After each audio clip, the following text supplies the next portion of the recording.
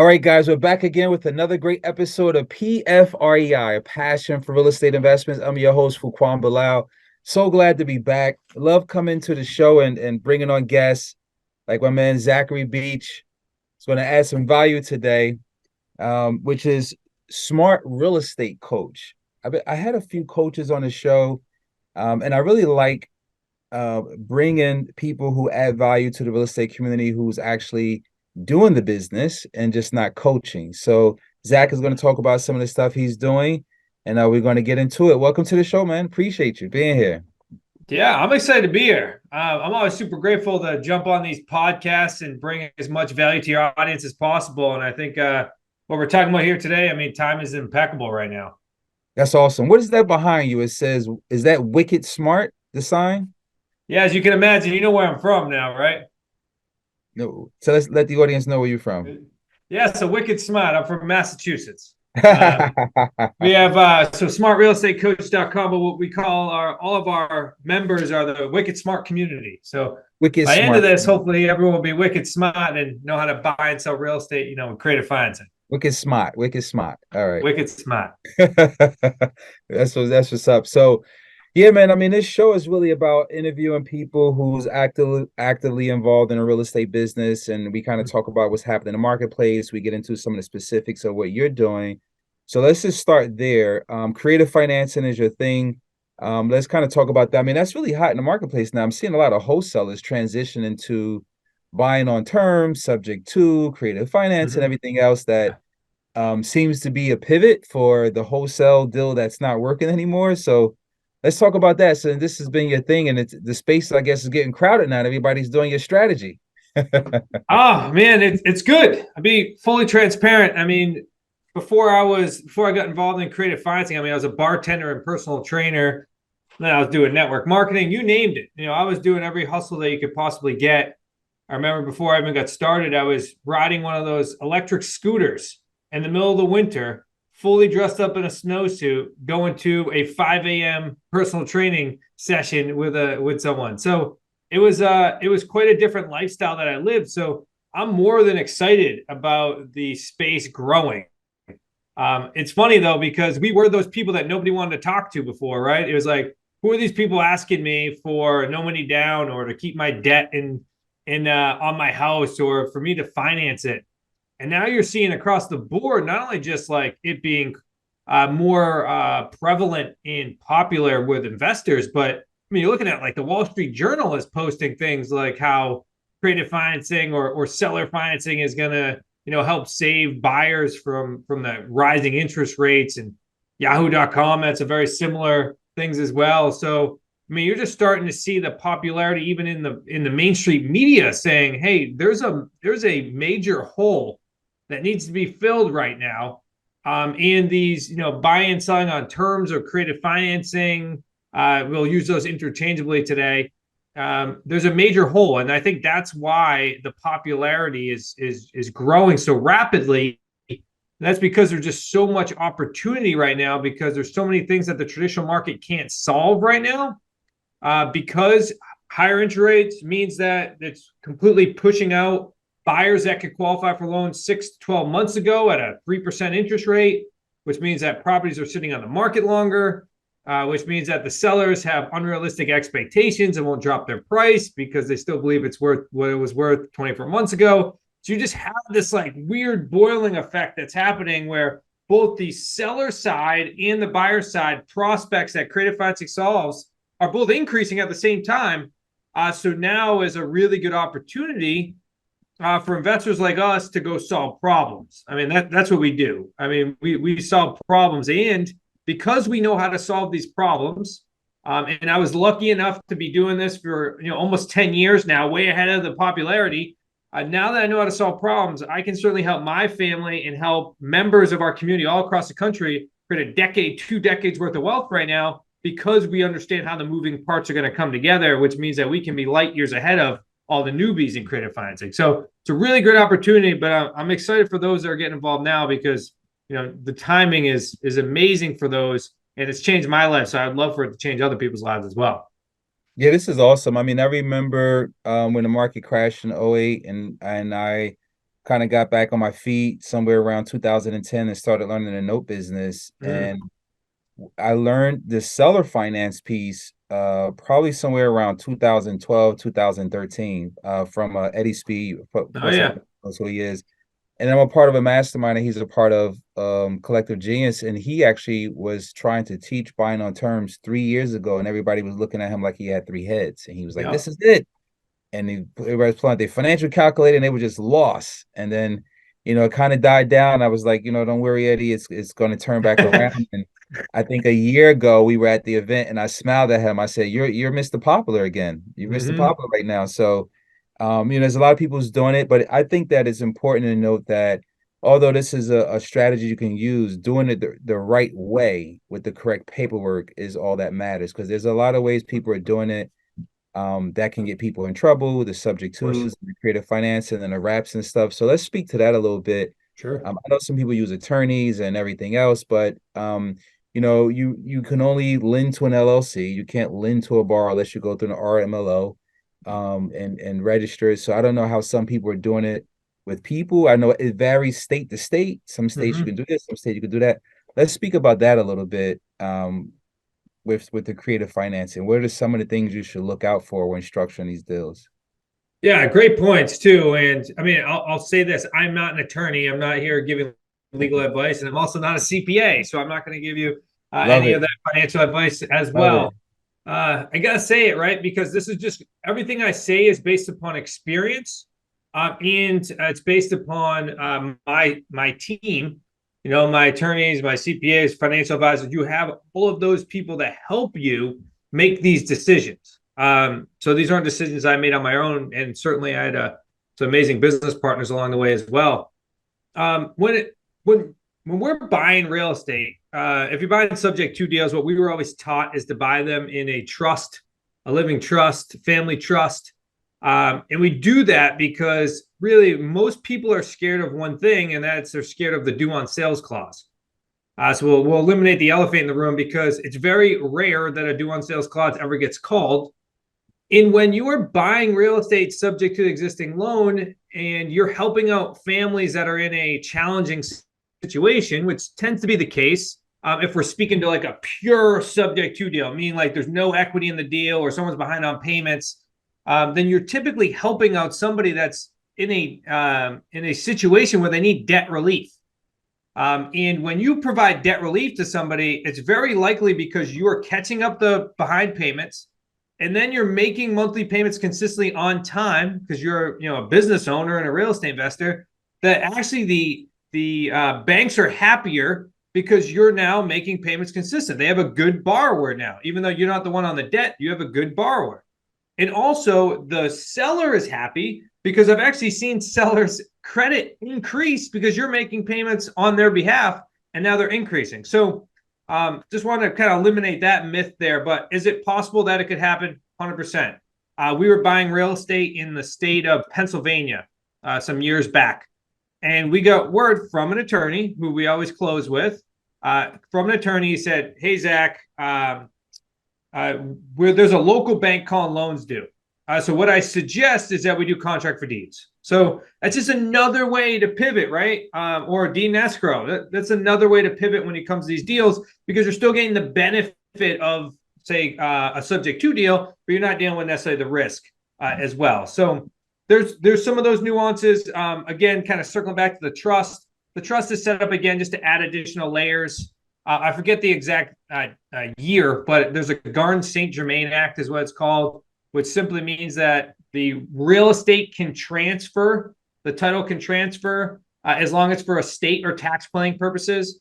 So you see that a lot with families where they're like, hey, I'm going to go buy my single family house. This is my home, but for protection or for estate planning, I'm going to go move it into my trust. And now it's whatever trust. So now if you look it up, titles actually belongs to the trust. So we do the exact same thing as real estate investors. We'll go ahead and we'll close on it and we'll buy it in a trust. And the trust would look like something like this. It's like if I'm buying the trust from the Smith family at 123 Jump Street, I would buy it in the 123 Jump Street Smith Family Trust. So now the bank goes and looks, they're like, okay, it was probably just transferred in ownership because of its tax planning or estate planning purposes. And then the beneficiary now is your LLC. So that's how we've always been taught to go and acquire those subject to deals. If I'm looking at like things where I would make sure, if I'm like a brand new real estate investor, what to look for, I would really make sure that you're consistently running title. I've never seen more challenges happen than somebody be like, hey, my title is clear. Like you're talking to a seller, but then you find out that, title's not clear later on. And then you go ahead and you went to acquire the property and now you spent a bunch of money and they can't actually produce clear title, which now you can't get title insurance. And now you're kind of sitting on your hands there as well. Tons of ways to pivot, but these are just like some simple things. Let me show you my first deal. This was quite the challenge. So here I am, a bartender and personal trainer. I'm now prospecting for a couple hours a day in between my jobs. And I'm in a family business. So my father-in-law is my partner. So imagine this. So I'm like, craving to get a deal done. So I go ahead and I get this deal done. My first deal is a subject to deal. I'm buying it from a seller. He's a teacher, but he's going through a divorce. He's got no equity in the home. So he's in a pretty desperate scenario. He just wants to move on. So we go ahead and we acquire this property. Now, this property happens to sit in like 2 different zip codes. I know it sounds a little strange, but up here in Massachusetts, it was in this town called Holden, but there's also like a sub-town, is the best way to put it, called Jefferson. And they both have documents. So we go ahead and, of course, we look up the documents in the wrong town. It says that the property has been de-leaded. So that means that the property has no lead in it. This property happened to be from like 1870 something. So if you're buying a house before 1970s, there could be lead paint in the property. So then we go ahead and we acquire this property. We then place what we would call a tenant buyer in the house. We saw a lot of our houses rent to own versus wraps. And I can explain why in a minute. So we place a tenant buyer in the house. And then, of course, she happens to be one that's not necessarily our key winners. So she starts testing the property. We then find out later that the property has not been de-leaded. There is no knowledge of lead in the property. So we have a $30,000 lead job in this house. Wow. So that was my first deal. So, I mean, every single challenge you could possibly face, I've certainly seen. But that's also why we do real estate, right? It's always new and interesting consistently, every deal we're doing. So there's tons. I mean, if we could spend an entire day talking about things to look for and challenges that we faced. Yeah, it's a challenging business. So why are you passionate for real estate investing? I ask all my guests that question to see what keeps them going, right? It's what's the passion? What keeps your heart on fire for real estate? Yeah, I think it's what it does and what it's done for my family. I grew up. I grew up with a single mother. I always tell people I was a poor kid in a rich town, so I had no financial literacy really. I mean, my families were both blue collar. Mom worked at Lowe's and as a cashier, and then my father was non-existent most of the time. So I didn't know that there was like a new way, or I shouldn't say a way in order to get me out of that until I finally made it through college. Finally was made it through, my first life as being a bartender.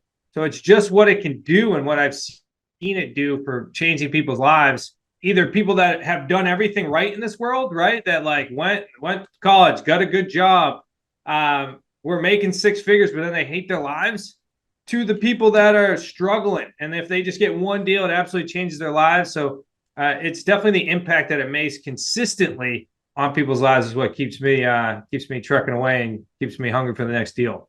Awesome. What challenges are you running across in this market? So it's even though your business strategy, creative financing help you navigate through these challenges, but what's the boiling point now? What is something, a hurdle that you guys are trying to consistently make sure that stay out of your way, or you're able to get over it?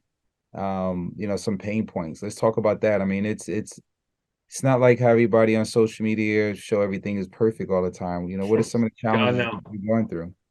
Yeah. With the creative financing. In the creative financing space, especially when you sell rent to own. Now we do both rent to own and regular rentals, but if I look at specifically the rent to own space, we've always taught that it helps people get non-refundable deposits, cash flow, and then brings in equity, which helps usually people retire from their jobs more quickly than regular rentals. But the challenging part is, right, that is when it's easier to buy real estate, then it's harder to sell it. I mean, there's not as many qualified buyers. So it's like the opposite when you're in a hot market. A hot market, you get a piece of real estate. It's harder to get that piece of real estate at the terms you like, but it's easier to sell it immediately. So that's what's always the dynamic that we're working with right now. So, I mean, if anything, I would say the biggest challenge right now is what we talked about earlier, which is there's a huge flow of creative financing real estate investors coming in. And it's not that they're the problem. What the problem is going to be is if one of them messes up and then all of a sudden it creates a burden for the people that are doing it right. Now that's happened, right? Like in the state of Texas, there's a reason why they can't do sandwich leases in the state of Texas anymore, because there was a gentleman who was buying properties on a lease option, selling the properties on a lease option, collecting non-refundable deposits, collecting monthly payments, and then not paying the bank. And then they were foreclosing on these properties. So that's going to be the challenge. I hope that people are being trained the right way, but that's what's going to be the challenge long term, I believe, at least for the next 5 years. Because if you're listening to this, I mean, the time right now to acquire as much real estate as possible via creative financing is like this next 5-year window can make a dramatic difference in your life, whether you're doing single families or multis. Now is the time to do it because sellers are willing and able to do a lot of these creative techniques. And it's just, we can only hope that this influx doesn't affect the legalities when it comes to creative financing. Yeah, thanks for sharing. There's a wave in the market definitely with creative financing. I've seen a difference even on our multifamily deals. We're talking to sellers about, holding paper back and avoiding a big tax. Oh yeah. So these strategies are working. Like I said, when I learned the note space back then and learn how to use it with, the acquisition part of the real estate even if I bought a note from the bank or something, or if you actually strategy is if you have a house where you're doing a sell, you can create 2 mortgages instead of just one, right? Some people do a mortgage for 80% and a mortgage for 20%. They season that 20% mortgage and then they sell it off to get cash and they keep that 80%. Or they sell off the 80% mortgage and they keep the 20% mortgage later on as cash flow. So there's so many different things you can do when it comes to the paper. I love it. You can borrow against it. You can do a collateral assignment. It's just insanity, right? So people don't understand. I'm not going to go too far. I don't want to confuse anybody, but yeah, man, thanks for coming on the show. I appreciate it. I know you got a coaching program. Let's talk about that. And, what's the real value of that? What do people get out of that if they want to learn a creative financing? What's all involved and where do they go to get access to that? Yeah, our members in our community, what we call associates, the huge benefit is the way in which we structured it is we literally get in the trenches with them and then help them put deals into their portfolio. And then we create a revenue component where everybody wins. So that adds to the amount of commitment that our coaches have to each and every student. This is the reason why the coaches are on the phone with sellers on 3-way phone calls, or basically negotiating the deal for the member, even has the experience to, structuring the deal with all the paperwork, to making sure that they have the right attorneys and teammates, dream team in their corner, to vetting the buyers and making sure those closings happen, to then walking them through the next 3 to 5 years of that deal. It's really a hand-holding perspective. And I literally just hopped off the phone with somebody and they were asking this as well. They were like, all right, well, I see all these new, say, quote unquote, coaches coming into this world. And I actually see some of the older coaches leaving. They're like, so what makes this special? And I said, well, we have created layers upon layers of support where it's not just the founder, my father-in-law, or it's not just me, the CEO, doing the real estate deals. Actually, majority of the deals are coming from our coaches with our students. And all these coaches started exactly where that student is, which is zero real estate experience, have learned the skill set, have built up a portfolio, and now want to pass along and help people do more and more deals. So it's that layers upon layers of support and the amazing community that we've created that makes the biggest difference. And in full transparency, we've actually helped students do deals before they should have because they didn't necessarily learn the skill set yet. So it's like the ability to step into, a business that has, over 50 plus years of experience between our team, and be able to really step into deals immediately and have the confidence that it's being done right, which is most importantly, it's especially in these creative financing deals like we were talking about earlier, which aren't short deals. This isn't like a wholesale in and out assignment of contract. This is like you having the seller be your bank for the next 3, 10, 30 years. So it's really important that all the paperwork's done at the beginning. It's really important that you structure the right terms at the beginning. And that way you create a win for the seller, win for you. And then whoever you end up exiting, you have a really great strategy there as well. So I know having these podcasts, especially this one, we're in and out of a bunch of creative financing jargon here. So I want to make sure that any of your listeners that really want to dive into creative financing at least have the next resource in order to dive into. So they can go ahead and they can get our first Amazon best-selling book. It was produced many years ago, but we actually redid it right after COVID because we wanted to be as relevant as possible. So you get that book at wickedsmartbooks.com/PFREI2. Okay. That's wickedsmartbooks.com/PFREI2. And go ahead and grab that and you can start diving. It's absolutely free. We'll ship it out to you. It'll be hardcover. That way you can really start working through and understand the different dynamics of creative financing and how it may fit for your first strategy or how it may fit your current business, like you were talking about with wholesalers. Because I can't tell you how many wholesalers are sending us deals right now that we're making 10, 20, 30, 50, $100,000 on. And if they just knew the techniques, they could have stepped into it and made a heck of a lot more for their family. So I encourage them to do that as well. Awesome. We'll get one of those shirts, man. Get some of that merch. Yeah, I'll should be some wicked smart gear. I love the merch. I wear a large, man. I want to be wicked smart. Fair enough. When we hop off, I won't make you shout out your mailing address here on your podcast. Right. When we hop off, represent. All right, so guys, make sure you guys check it out. Get that book. It's very important. And what's your handle? Get some social media handles. Look at people find you on Instagram, Facebook, and all that good stuff. Yeah, you can find me on @ZacharyBeachOfficial or @SmartRealEstateCoach. Those are our two. You can find those on all the social media platforms. Awesome. Another great episode of PFREI, Passion for Real Estate Investments. You can catch us on YouTube. If you do, be sure to like and share. You catch us when you catch all the other podcast channels. Be sure to share this with a friend. I appreciate you coming on the show today, man.